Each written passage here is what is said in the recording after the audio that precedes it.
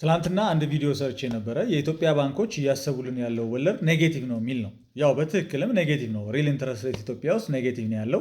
ስለዚህ የኢትዮጵያ ባንኮች እንዲያሻሽሉ አንድ ቪዲዮ ሰርች የነበረ ሁላችሁም አይታችሁታል፣ ሼር አድርጋችሁታል። ወደ ከ36-37 ሺህ በላይ ሰዎች አይተውታል። ግን አንድ ችግር ገጥሞኛል። ብዙ ሰዎች በተለይ ባንክ አካባቢ የሚሰሩ ይመስለኛል በዚህ ሀሳብ ደስተኛ የሆኑ አይመስለኝም። መልእክቱ ግልጽ ነው። አጭር ላድርገው።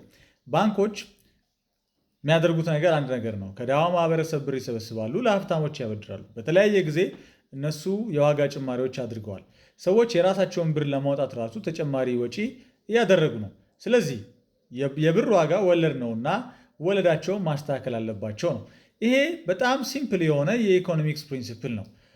ዋናው ዓላማቸው እነሱ ማትረፍ ነው። ለምሳሌ እኛ ሰፈር ያለ ዳቦ ቤት በሌሊት ተነስቶ ዳቦ የሚጋግረው እኛ እንዳይረበን አስቦልን አይደለም። ባንኮችም እኛ ብራችን እነሱ ጋር እንድናስቀምጥ የሚፈልጉት ለእኛ ያዝነውልን አይደለም። እኛም ከዳቦ ቤት ሄደን ዳቦ የምንገዛው ሰውየው ዳቦ እንዳያድርበት እንዳይበላሽበት አይደለም። እኛም ባንኮች ላይ ሄደን ብር የምናስቀምጠው የምናገኘው ጥቅም አለ ብለን ስለምናስብ ነው። ከነዛ መካከል ደግሞ አንደኛው ወለድ ነው መሆን ያለበት። አሁን ኢትዮጵያ ውስጥ ባለው ሁኔታ ማንም ሰው ከባንክ ቤት ወለድ አገኛለሁ ብሎ ብር እያስቀመጠ አይደለም። በዚህ ምክንያትም ደግሞ ባንኮች ልክ እንደ ቁራሌ ሰራተኞቻቸውን ሰፈር ለሰፈር እያዞሩ አካውንት እያስከፈቱ ነው ያሉት። ከዚህ ችግር የሚያወጣችሁን ሁነኛ የሆነ መፍትሄ ነገርኳችሁ። ሰዎች የሚስባቸውን ወለድ አስቀምጡላቸው።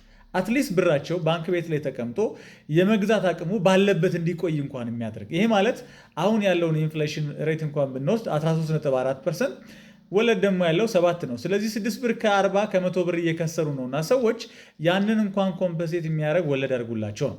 አሁን መስከረም እየመጣ ነው። መስከረም ሲመጣ እንደለመዳችሁት አደይ አበባ እያሳያችሁ የእጣ ሽልማቶች ያዘጋጅተናል እያላችሁ እናንተ ቁማር አጫዋች ይመስል ማስታወቂያ ከምትሰሩ ሰውን በትክክለኛው መንገድ የሚያገኘውን ወለድ በመጨመር ወደ እናንተ ባንክ የሚመጣበትን እድል አመቻችሁ እያልኳችሁ ነው።